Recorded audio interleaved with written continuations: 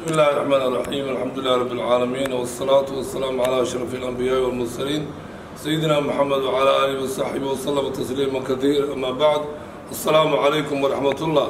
موضوعنا كصابسن الأخذ بأسباب السلامة إن لقد له سدع عافمات وكجيرو يبدبادة النفط إلهي ما بدبادية أو إلهي ما كوح بدبادية. haddana diinta islaamku waxay nafartay in nafteenna inaynu ka ilaalino mahalako wixii halaaga dhammaanba sida cudurrada halista ee koroonaha aynu wada maqlayno iyo daacuunada aynu maqlayntuba waxyaabo wax weyn aafooyin xagga rabbi ka yimaada xaqiiq ahaan waxaana la rabaa nafta ilaalinteeda in loo dadaalo waayo ilaahay caza wajalla qad istakhlafakum fi lardi dhulkan uu khaliif inooga yeelay ilaahay caza wajalla dhulkana dabeeta khaliifka ilaahay inooga yeelay wuxuu ugu talagalay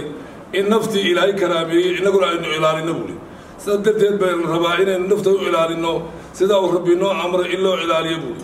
iyo ilaahay baa le walaa tulquu biaydiikum ila tahluka naftiina ha ku halaagina oo naftiina ka ilaaliya buu ilaahay leeyahay halaag buuli ha ku tuuri naftiina buuli sida cudurrada daacuun oo kale markuu dilaaco caadigii nebiga sala allahu calayh wasalam wuxuu amray meel haddii daacuun ka dilaaco aad ku nooshahay inaanad ka fakan karin buuli haddii uu labada meesha daacun ka dilaacayna inaan safar lagu soo geli karin buu nebigu sala allahu alay wasalam inoo jideeyey buuri sida dhacday caadigii nebiga amiirulmu'miniin cumar binu khadaab ayaa wuxuu maqlay shaam inuu ka dilaacay cudurrada halistii dabeete safarkii uu ku tegi lahaa shaam buu joojiyey dabeete abi cubayda binu jaraax baa ku yidhi ma qadarka ilaah baad ka fakanaysaa cumarow waa amiirulmu'miniinkii buuri cumar wuxuu ku jawaabay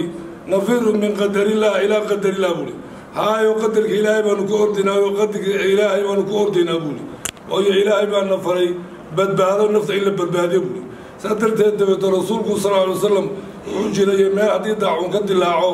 inaan laga fakan karin oo ruuxu aanu ka bixin meesha daacun ka dilaacay buuli wuxuu kaluu amray nebigu sala allahu alay wasalam inaan la soo geli karin goobtaa uu daacun ka dilaacay aanay dadku ciddii ka maqnayd safar aanay safar ku soo geli karin buuli maadaama rasuulkeennii sala allahu alay wasalam uu jireeyey in badbaada nafta la ilaaliyo waxaynu inakuna faraynaa dadka islaamka ah sida cudurrada koroonaha ah goobta uu ka dilaaco xaqiiq ahaan inaan ruuxu hadiyo jeer aanu ka fakan karin buuli aan hadiyo jeer la rabana inuu isbadbaadiyo oo badbaadisa ay ugu weyn tahay annadaafa buuli nadaafadda oo diinteenu islaamka aada uga hadashay ilaahayna kitaabkeena ku tilmaamay kamaa qaala taala ina allaha yuxibu tawaabiin wa yuxibu almutadahiriin ilaahay baa le kuwa taa'ibiinta ee alla u toobadkeena waan jecelahay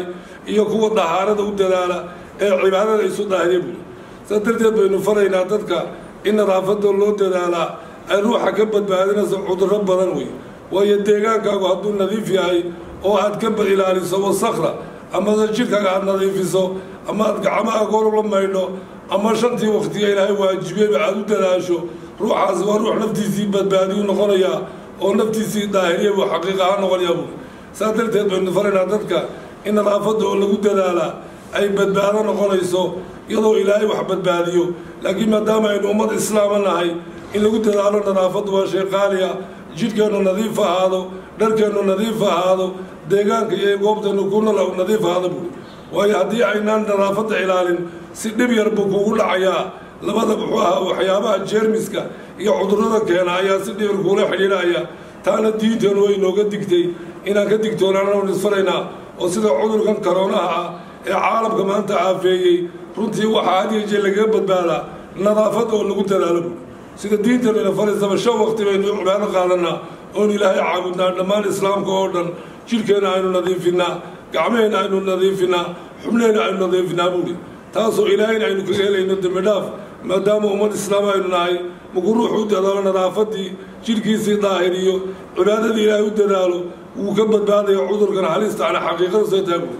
marka dhammaan waxaanu faraynaa ummadda badbaadadu waata ilaahay baa wax badbaadiya waxaanu isa faraynaa in lagu dadaalo nadaafadda iyo in lagu dadaalo sunnaha nebiga sala allahu calay wasalam oo ina faraya nadaafadda oo nebigeenu xadiis saxiixa ugu leeyahay adduhuuru shadru liimaan dahaaro qaadashadu waa iimaanka barhkeed buu nabigeenu lahaa sala allahu calayh wasalam saa darteed baynu faraynaa ummadda islaamka ah in lagu badbaadaayo nadaafadda oo loo dadaalo dahaarada oo loo dadaalo cibaadada alloynu ku dadaalo buuli amuureennana waxau ilaahay weydiisan inuu inaga badbaadiyo aafooyinka iyo balaayooyinka wareegaya caalamka ilaana waxaan ka rajaynaynaa sida khayr kale allah ina waafajiyo wabilaahi towfiiq والسلام عليكم ورحمة الله وبركاته.